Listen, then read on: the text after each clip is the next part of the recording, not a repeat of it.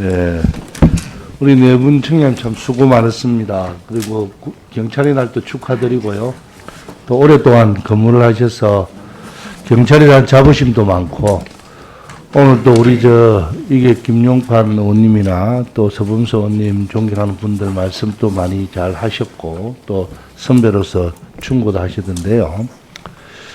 저는 한 가지 물어볼 게, 공무집행 방해죄로 입건되는 경우가 매년 좀 늘어납니까? 줄어듭니까? 제가 통계를 보니까 뭐 들쭉날쭉 하던데 대충 강원, 경북 이런 데 보니까 최근에는 올해 같은 경우는 코로나19 때문에 통계는 안 잡혔지만 뭐 마스크 쓰는 문제나 이런 것 때문에 더 이제 좀 시비가 일선에서는 많이 있을 수 있어요.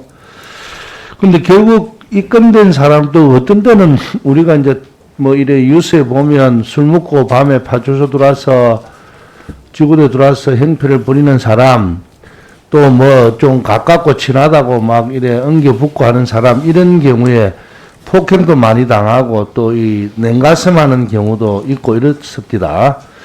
물론 이제 우리 뭐 계시는 청년님들도 처음에 어떻게 했는지는 모르겠지만 그런 분들이 마음을 잘 헤아려야 되는데요.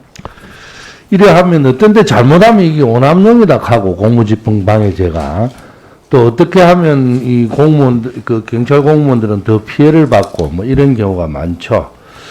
그런데 이거 입건을 해서 이제 이래 하면 불기소 받는 분도 많고 낮은 행량으로 빠져나오기 쉬운 경우도 많죠. 그래서 경찰관들이 오히려 일선 경찰관들이 더 상처를 받는 경우도 있고, 또 시민들이 볼 때는 너무 오남용한다는 이야기를 할 수도 있고, 참 이게 양날의 칼입니다. 그죠? 그런데 어쨌든 이게 대해서 좀 명쾌한 기준을 좀 세웠으면 좋겠어요.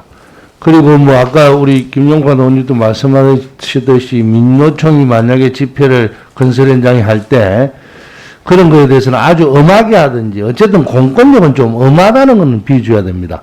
대신에 오남용하면 또 엄하게 처벌을 해야죠. 그래서 그런 기준에 대해서 우리 청장님께서 밑에 인선에 좀 들어보시고, 그런 걸 좀 이렇게 입법을 좀 해주면 좋겠다. 지금은 뭐 5년 이하 뭐 이렇잖아요. 그죠? 그러고 또 이제 검찰에 올라가면 검찰에서 이걸 또 불기소 처분하고 이런 경우가 많으니까 이런 기준을 정확하게 세우면 좋겠다라는 거를 좀 이래 언론을 한번 내셔서 가이드라인 이런 거를 좀 만들어서 저희들한테 주면 입법을 하는데도 도움이 좀 되도록 할 테니까 현장 경험을 좀 많이 들어갖고 좀 자료를 주십시오. 그리고 이제 이렇게 피해를 당하는 사람이 그쪽에 이제 이 스트레스를 받은 이런 분들이 있잖아요. 그럼 마음 동행센터 이런 데 많이 가죠. 근데 사실로 이제 파출소라 하나 이런 데 계시는 분들은 2인 1조가 되니까 자기가 좀 빠져나가서 그런 데 가기도 좀 어려울 때가 좀 안 있겠습니까? 그래서 요새는 이제 뭐 조금 복지나 이런 인권이 많이 좋아지기는 했지만 이런 것에서도 우리 청장님들이 좀 더 관심을 가져줘야, 또 인력은 지금 2만 명 추원 계획은 지금 착착 진행되고 있잖아요. 그죠?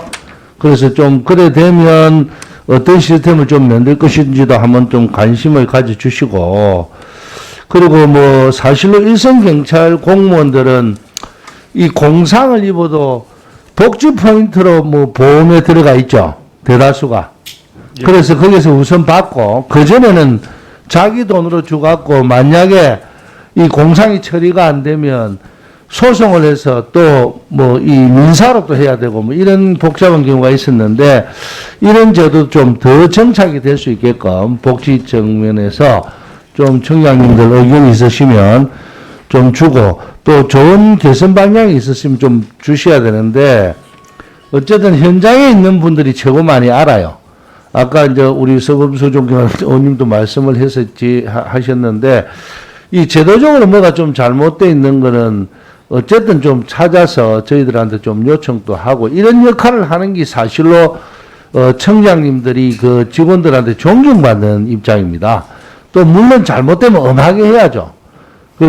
어쨌든 밑에 여러모로 수렴을 해서 복지 개선이나 여러 가지 이런 걸 해라고 대통령께서도 강요하는 거니까 그런 시스템을 좀 잘 만들어 줘서 민심이 좀 잘 올라올 수 있게끔 좀 해주시면 고맙겠다라는 생각을 갖고요.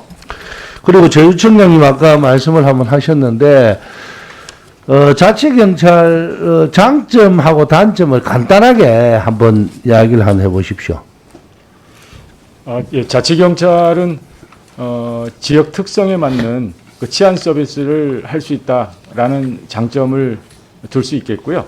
단점은? 예, 현재 근데 그 이원화 모델에 국한해서 말씀드리자면 일단 그동안 국가경찰이 혼자 해왔던 일이 이제 자치경찰로 가는 과정이다 보니까 현장에서는 그 관련된 그 미세한 그 마찰이라든가 그 불협화음 또 중복 출동 이런 부분들이 좀 생기고 있습니다. 이제는 많이 그 좀 나아졌습니까?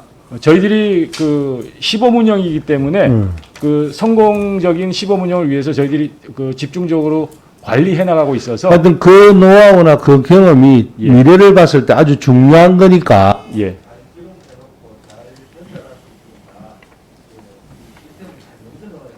예, 알겠습니다. 예, 알겠습니다. 예, 박재호 의원님 수고하셨습니다. 다음은 전북 익산시을의 더불어민주당 한병도 간사님 질의해 주십시오.